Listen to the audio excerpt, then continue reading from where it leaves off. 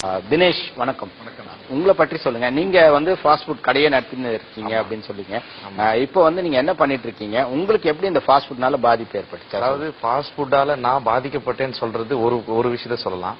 நான் உடல் வந்து ரொம்ப ஒல்லியா இருந்தேன். இந்த ஃபாஸ்ட் ஃபுட் சாப்பிட்டதுனால, நான் ஹோட்டல் வச்சிருக்கனால அந்த ஹோட்டல்ல நானே சாப்பிட்டதுனால சிங்கிள் பேக்கா இருக்க வேண்டிய என்னுடைய வயிறு இப்ப ஃபேமிலி பேக் ஆயிருச்சு. இதுதான் மிகப்பெரிய முதல் பாதிப்பு. ரெண்டாவது, மனசாட்சி விரோதம் இல்லாம சொல்லணும்னா, ஃபாஸ்ட் ஃபுட்டால நான் பாதிக்கப்பட்டேன்றதை விட பல பேரை பாதிப்புக்கு உள்ளாக்கனே நான் சொல்ல முடியும். ஏன்னு சொன்னா, அந்த ஃபாஸ்ட் ஃபுட்ல நாங்க என்னென்ன பயன்படுத்துறோம், எல்லாரும் வந்து பேசுறது வந்து ஃபாஸ்ட் ஃபுட் நன்மைன்னு சொல்றாங்க. அது வந்து ஒரு உயர்தரமான ஹோட்டல் நான் சொல்ல வரல. ஒரு தெருமுனைகள் இருக்கிற கடைகள்ல அது எப்படி தயாரிக்கிறாங்க, அதுல என்னென்ன பயன்படுத்துறாங்கன்றது நான் இன்னைக்கு சொல்லணுன்றதுனால சில பொருட்களை எடுத்து வந்திருக்கேன். இப்போ வந்து நம்ம எல்லாரும் சொன்னாங்க வந்து இதுல வந்து ஃபாஸ்ட் ஃபுட்ல சிக்கன் நம்ம 65 வாங்குறோங்க. சிக்கன் ரைஸ்ல நம்ம போடுறதுக்கு சிக்கன் பீஸ் போடுறாங்க பாத்தீங்களா, அது வந்து வெள்ளையா இருக்கிற சிக்கனுக்கு சிகப்பு நிறத்துல ஒரு கலர் வரும். அந்த கலருக்கு வந்து இந்த பவுடர் பயன்படுத்துவோம். இது வந்து ஆரஞ்சு ரெட்னு சொல்லுவாங்க. இது கடைகளை நேரா போய் நீங்க கேட்டீங்கன்னா உங்களுக்கு கொடுக்க மாட்டாங்க. ஏன்னா இதெல்லாம் தடை செய்யப்பட்டிருக்குது. இந்த கலர் வந்து நீங்க கையில தடவிட்டீங்கன்னா உங்க கையில இருந்து போறதுக்கே 2 நாள் ஆகும். அப்போ இதை நாங்க அந்த சிக்கன்ல போட்டு அதை பொரிச்சு எடுத்து தான் கொடுக்குறோம். இதை சாப்பிட்டா நம்ம வயிற்றுக்குள்ள போனா என்ன ஆகும் கொஞ்சம் யோசிச்சு பாருங்க. முதல்ல வந்து வயிற்றுப்போக்கு ஏற்படுறதுக்கு மிகப்பெரிய காரணமா இருக்கும் இது. அடுத்து பாத்தீங்கன்னா எல்லாரும் வந்து சோயா சாஸ் ஐயா சொன்னாரு இது நல்லதுன்னு சொல்றாங்க. இந்த சோயா சாஸை தெருமுனைகள்ல யூஸ் பண்ற ஃபாஸ்ட் ஃபுட் கடையில அப்படியே யூஸ் பண்ண மாட்டாங்க. ஏன்னா இதோட விலை வந்து கூடன்றதுனால இதுக்குள்ள வந்து தண்ணியோ இல்ல அந்த ஒரு வாரம் வச்சிருந்த ஆயிலோ இதை மிக்ஸ் பண்ணிப்போம். அந்த ஃபாஸ்ட் ஃபுட்ல நாங்க அந்த கடாயில போட்டு எடுக்கும்போது சாதம் அதுல ஒட்டிக்க கூடாது அப்படின்றதுனால ஆயில் அதிகமா பயன்படுத்துவோம். எந்த தெருமுனை கடையில பயன்படுத்துற ஃபாஸ்ட் ஃபுட்லயும் ரீஃபைண்ட் சன்ஃபிளவர் ஆயில் எல்லாம் யூஸ் பண்ண மாட்டாங்க. எல்லாரும் பாம் ஆயில் தான் யூஸ் பண்ணுவாங்க. அந்த பாம் ஆயில் யூஸ் பண்ற அந்த பொரிச்சு எடுக்கிற கடாய் இருக்கு பாத்தீங்களா, ஒரு வாரம் ஆனா கூட அதை கழுவ மாட்டோம்.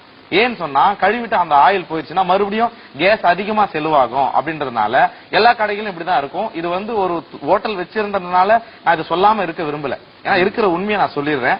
இதை உண்மையை வந்து ஃபாஸ்ட் ஃபுட் வந்து நல்லதுன்னு பேசுறாங்க பாத்தீங்களா, இவங்களுக்கு இந்த உண்மை தெரிஞ்சிச்சுன்னா இனிமே நிச்சயம் அவங்க சாப்பிட மாட்டாங்க. நான் அதை நம்புறேன்.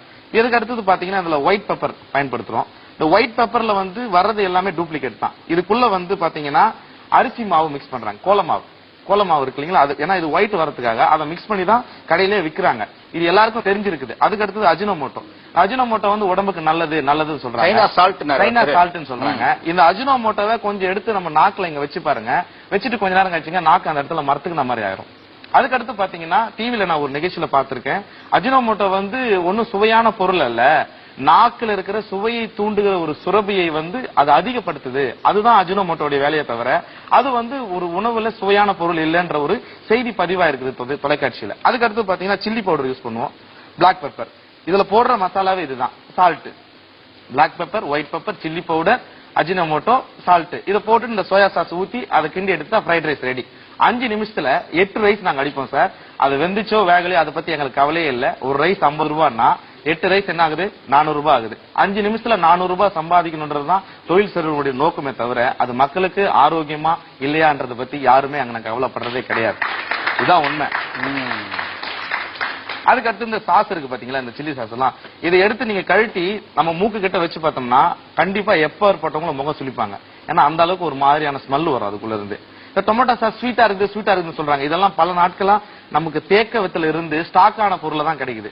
அதுக்கடுத்து ஃபாஸ்ட் ஃபுட் கடையில சிக்கன் யூஸ் பண்றாங்க. அந்த சிக்கன் வந்து அன்னைக்கு வாங்கின சிக்கன் அன்னைக்கு உபயோகப்படுத்துறாங்களா அப்படின்றது உண்மையே கிடையாது. ஏன்னா வினிகர் போட்டு 3 நாள் சிக்கனா இருந்தாலும் வாஷ் பண்ணோம்னா அந்த ஸ்மெல் போயிடும். கஸ்டமரை ஈஸியா எங்களால ஏமாத்த முடியும். இந்த மாதிரி இருந்ததுனாலதான் மனசாட்சிக்கு விரோதமா நான் தொழில் செஞ்சேன்றதுனால அந்த கடையை இன்னைக்கு மூடிட்டு நிம்மதியா 8000 ரூபாய் சம்பளத்துக்கு ஒரு வேலையில இருக்கிறேன். சூப்பர்.